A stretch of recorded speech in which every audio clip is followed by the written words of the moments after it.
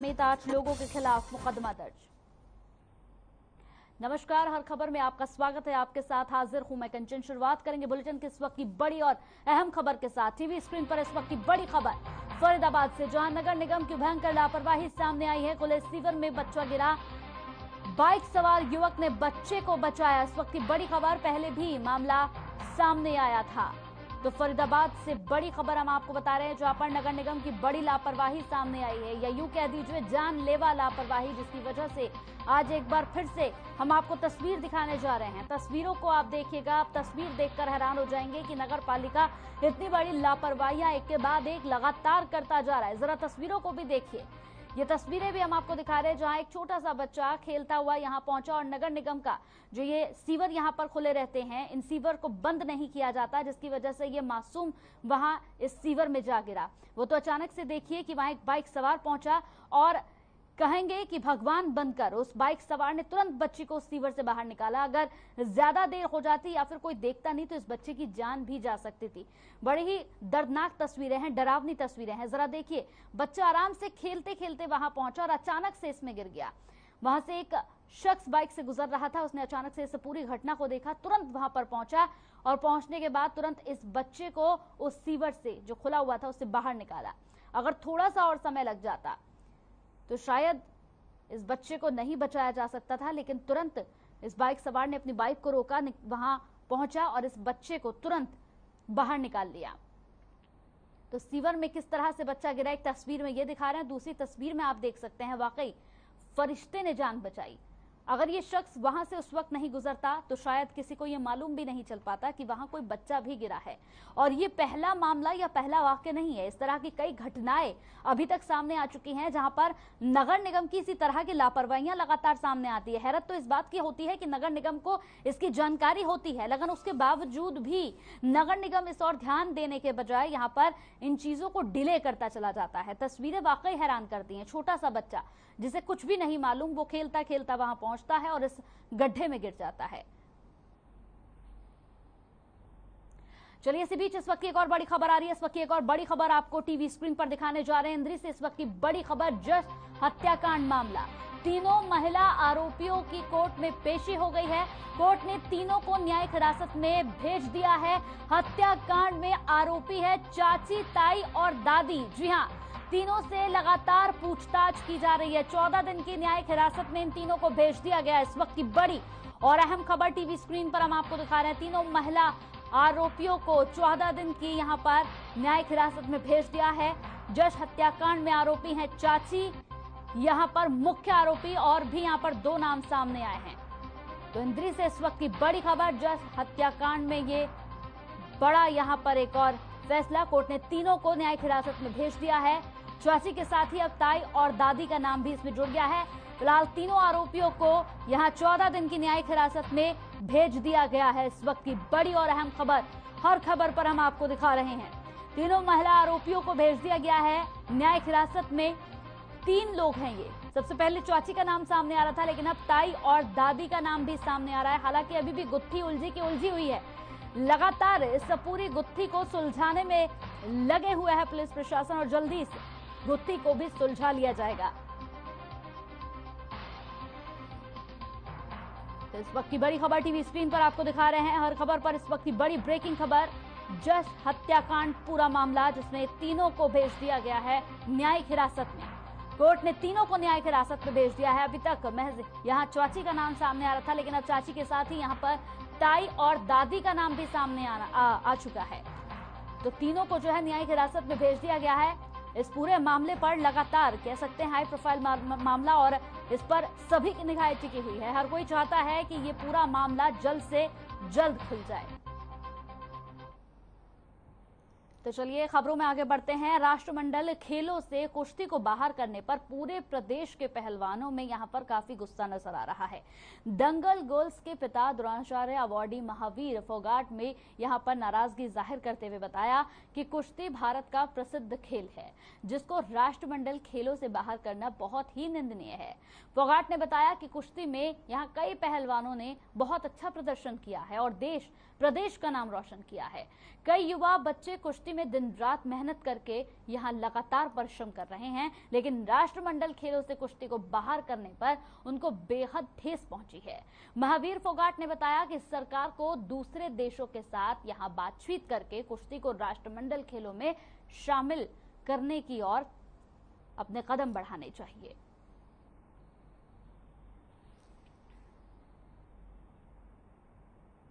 जो भी है जितना कोशिश करी बाद में देखी। ये खास करके जो ऑस्ट्रेलिया टीम में 2016 में ऑस्ट्रेलियन गेम होने वहाँ जो कुश्ती के जो है टीम नहीं है, तो उन्होंने ये गेम निकाल दिया जो 3 गेम निकाल सकता है जिसमें राष्ट्रमंडल गेम होते हैं।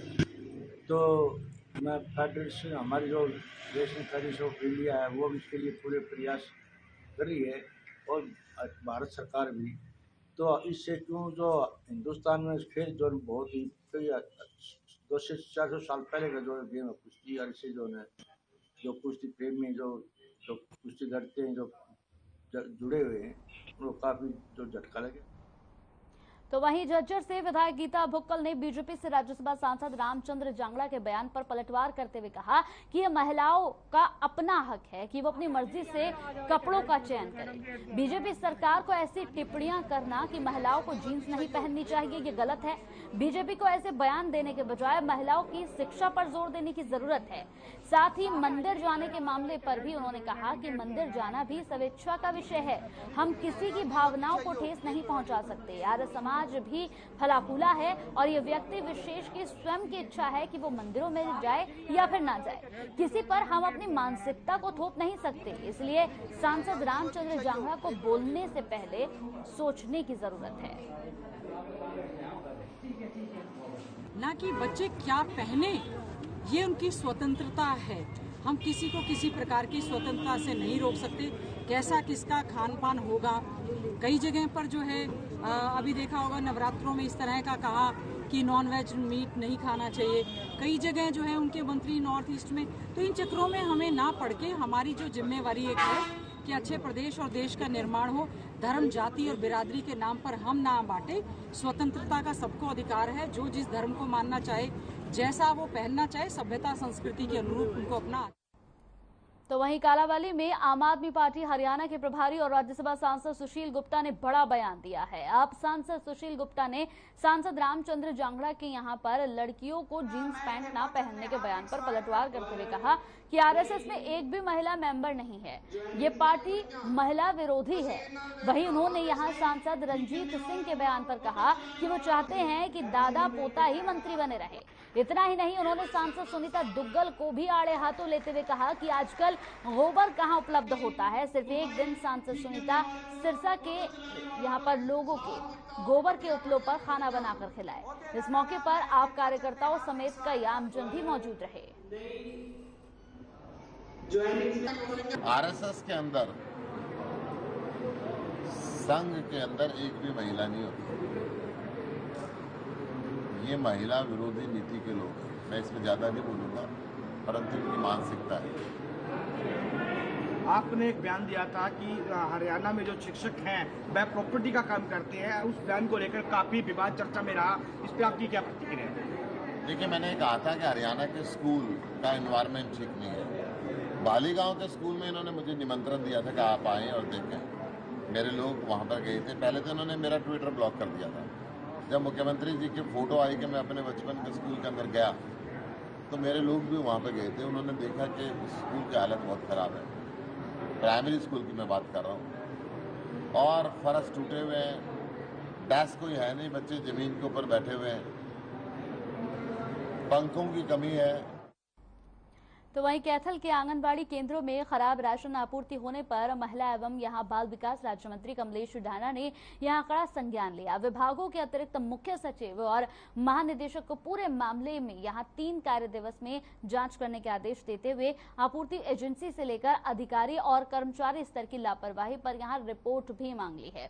पत्रकारों से बातचीत करते हुए राज्य मंत्री ने कहा कि हम खराब राशन के मामले को लेकर गंभीर हैं। जो भी दोषी होंगे उनके खिलाफ कड़ी से कड़ी यहाँ पर कार्रवाई की जाएगी। राज्य मंत्री ने यह भी कहा कि ऐसी लापरवाही को बर्दाश्त नहीं किया जा सकता और अगर भविष्य में किसी भी आंगनबाड़ी केंद्र में ऐसा मामला आता है तो अधिकारियों और कर्मचारियों के खिलाफ सख्त से सख्त कार्रवाई की जाएगी। तो खराब राशन आपूर्ति का ये पूरा मामला जिसमें कमलेश ढाना ने एक्शन लिया और यहाँ साफ तौर पर कह दिया है कि सिर्फ और सिर्फ 3 दिन का समय दिया जा रहा है। 3 दिन के अंदर यहाँ पर तमाम जो समस्याएं हैं उन्हें खत्म किया जाए जल्द से जल्द, नहीं तो ऐसे लोगों पर कार्रवाई होनी शुरू हो जाएगी। बढ़ते हैं अगली खबर की ओर। तो नारनौल से खबर है, जहां नारनौल के खेड़ी चौपटा तहसील परिसर में तहसील का यहाँ पर तहसीलदार का पुतला यहाँ पर ताला लगा दिया गया, तो तहसील को बंद कर दिया गया। खराब फसलों के मुआवजे को लेकर 17 गांव के किसान धरना प्रदर्शन कर रहे हैं। आज उनके धरने का 31वां दिन है। इस दौरान कांग्रेस नेता कुलदीप बिश्नोई भी धरना स्थल पर पहुंचे और किसानों से बातचीत की।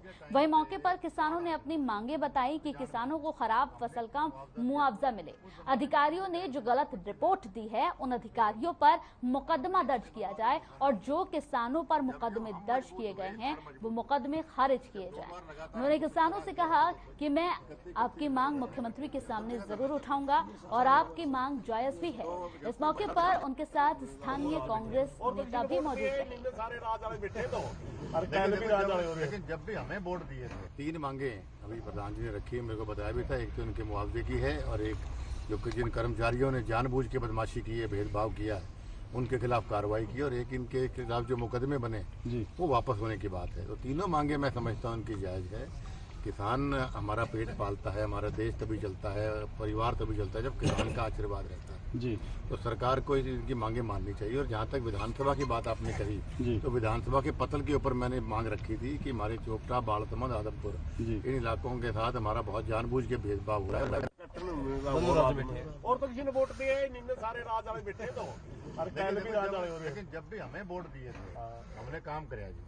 पिताजी के टाइम पे बाढ़ आ गई 95 में, तो हमने वही साइबर सिटी गुरुग्राम में नगर निगम में कौशल रोजगार निगम बनाए जाने के विरोध में नगर निगम कर्मचारी विरोध में उतर आए हैं। कौशल रोजगार निगम और ठेकेदारी प्रथा और कच्चे कर्मचारियों को पक्का किए जाने जैसी मांगों को लेकर कर्मचारियों ने साइबर सिटी की सड़कों पर जोरदार प्रदर्शन किया और यहां उपायुक्त के माध्यम से प्रदेश सरकार को ज्ञापन भी सौंपा।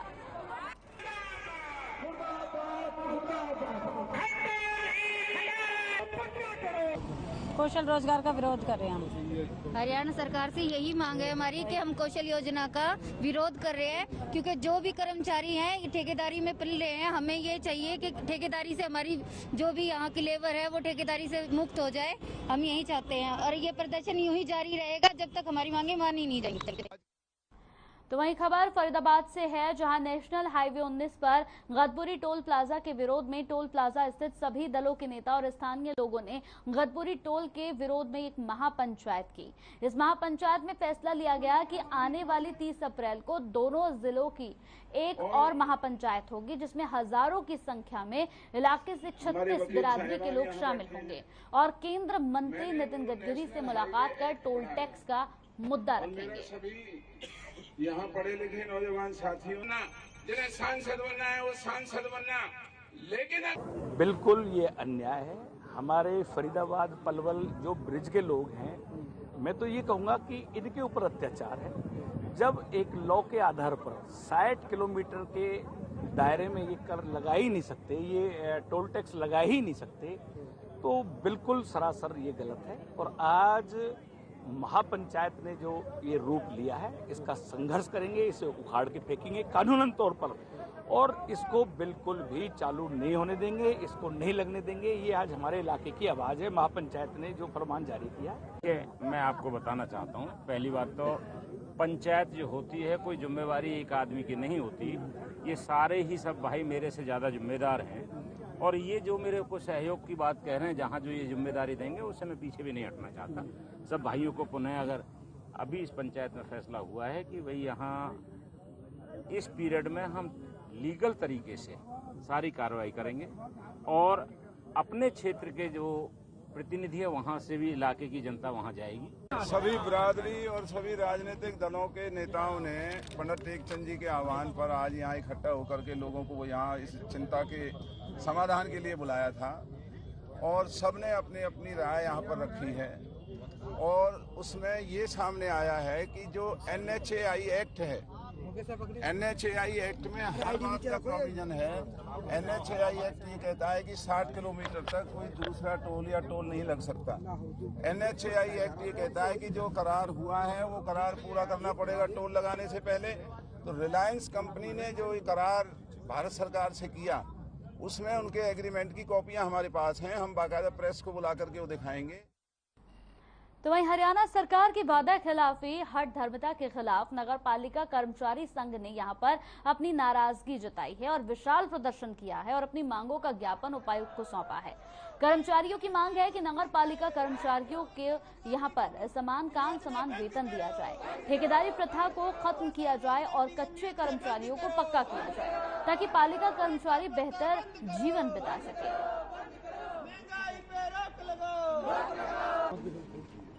लीजिए अपने डीसी दे दिए, थोड़ी देर में बुला लें, डीसी ले लें। उन्होंने ये बोला था कि मांग की मांग समाधान होगा, लेकिन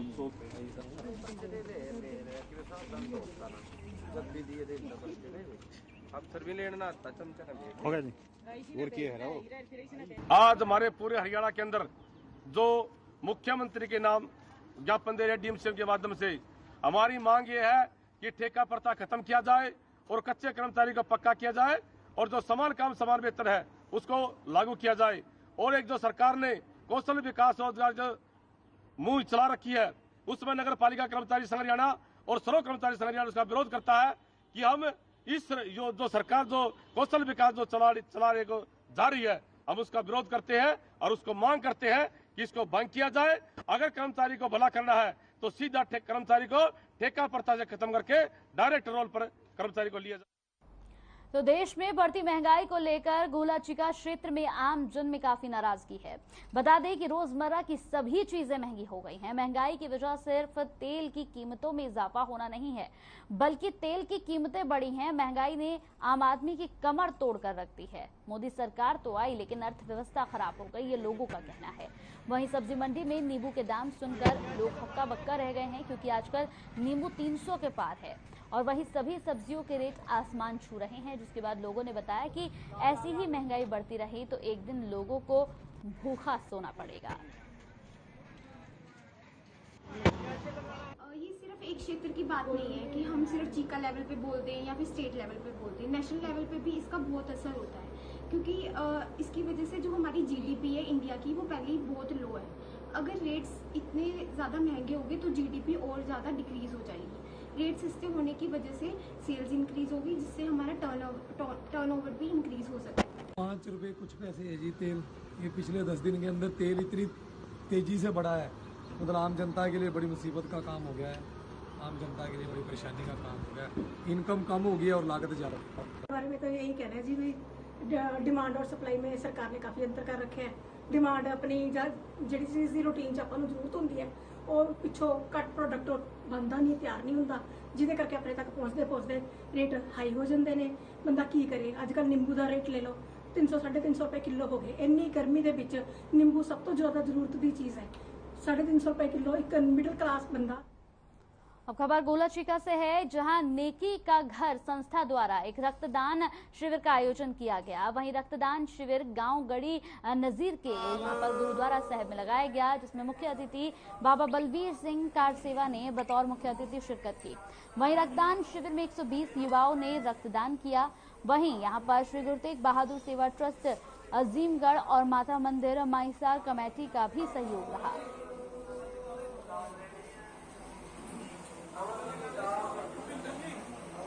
श्री गुरु तेग बहादुर सेवा ट्रस्ट ने नेकी दे घर संस्था ने जिहड़ा इत्थे खूनदान कैंप लाया सी, उहदे विच श्री गुरु तेग बहादुर सेवा ट्रस्ट अते माईसर मंदिर कमेटी तिन्नां ने रल के नेकी दा घर संस्था का योगदान पूरा साथ दिता है।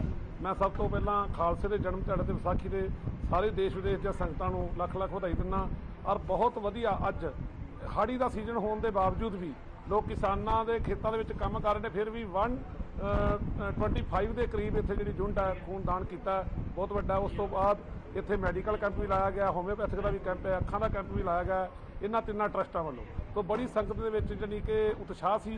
खूनदान बीबियां ने भी किया, भाइयों ने भी किया। असीं सारिआं दा कोट-कोट धन्नवाद करदे हां। ਤੇ ਜੋਰੀ ਹਸਪਤਾਲ ਨੇ ਜਿਹੜੇ ਅਮਨ ਜੀ ਨੇ ਉਹਨਾਂ ਨੇ ਇੱਥੇ ਮੈਡੀਕਲ ਕੈਂਪ ਲਾਇਆ ਸੀ, ਉਹਨਾਂ ਦਾ ਵੀ ਧੰਨਵਾਦ ਕਰਦੇ ਹਾਂ। ਨੇਕੀ ਦੀ ਘਰ ਜਿਹੜਾ ਸੰਸਥਾ ਹੈ, ਨੇਕੀ ਦਾ ਘਰ ਸੰਸਥਾ ਚੀਕਾ, ਅਸੀਂ ਉਹਨਾਂ ਦਾ ਇਸ ਕਰਕੇ ਧੰਨਵਾਦ ਕਰਦੇ ਹਾਂ ਕਿ ਅਸੀਂ ਮੰਦਿਰ 'ਚ ਵੀ ਕੈਂਪ ਲਾਇਆ ਸੀ, ਉੱਥੇ ਵੀ ਉਹਨਾਂ ਨੇ ਬੜਾ ਵੱਡਾ ਸਾਥ ਦਿੱਤਾ ਸੀ। ਔਰ ਅੱਜ ਉਹਨਾਂ ਨੇ ਪੂਰਾ ਕਾਰੋਬਾਰ ਜਿਹੜਾ ਨੇਕੀ ਦੀ ਸੰਸਥਾ ਨੇ ਕੀਤਾ, ਅਸੀਂ ਤਾਂ ਸਿਰਫ ਉਹਨਾਂ ਦੇ ਨਾਲ ਇੱਕ ਸਹਿਯੋਗ ਕੀਤਾ। मैं उम्मीद करदा भी अगे तो भी साडियां संस्थावां जिहड़ियां ने रल के इदां ही काम। वह रतिया में एक सनसनीखेज भ्रष्टाचार का मामला सामने आया है, जिसके तहत रतिया नगर पालिका में यहां पीएम आवास योजना में करोड़ों रुपए की रिश्वतखोरी और भ्रष्टाचार को लेकर पुलिस ने जिला उपायुक्त के निर्देश में जांच कमेटी की रिपोर्ट के आधार पर तत्कालीन सचिव और आवास योजना के प्रभारी और पार्षदों समेत 8 लोगों के खिलाफ भ्रष्टाचार का मामला दर्ज कराया, जिसके बाद नगर पालिका अधिकारियों और पार्षदों में हड़कंप मच गया और वही भूमिगत हो गए। अब इस पूरे मामले की जांच डीएसपी के जरिए की जाएगी। गौरतलब है कि 3 दिन पहले ही शहीद भगत सिंह नौजवान सभा, भारतीय किसान यूनियन एकता उघरा और यहां पर इंकलाबी नौजवान सभा ने प्रेस कॉन्फ्रेंस कर पुलिस को चेतावनी दी थी कि अगर 2 दिनों में आरोपियों पर मामला दर्ज नहीं हुआ तो बड़ा आंदोलन करेंगे।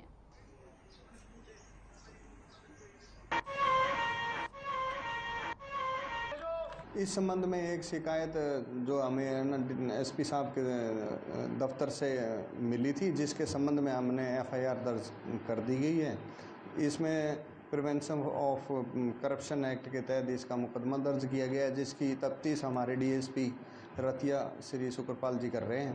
कौन कौन लोग शामिल हैं इसके ऊपर? इसमें पूर्व एक यहाँ जो सेक्रेटरी थे और एक मुकेश नाम का यहाँ कर्मचारी था और कुछ पार्षद और प्राइवेट पर्सन्स हैं। कुल 8 व्यक्ति के खिलाफ क्या आरोप क्या लगे थे इनके ऊपर? इनके ऊपर प्रधानमंत्री आवास योजना की स्कीम के तहत है ना, जो पैसों का लेन देन का मामला है, ऐसा है, उसके एवज में पैसे लिए गए हैं।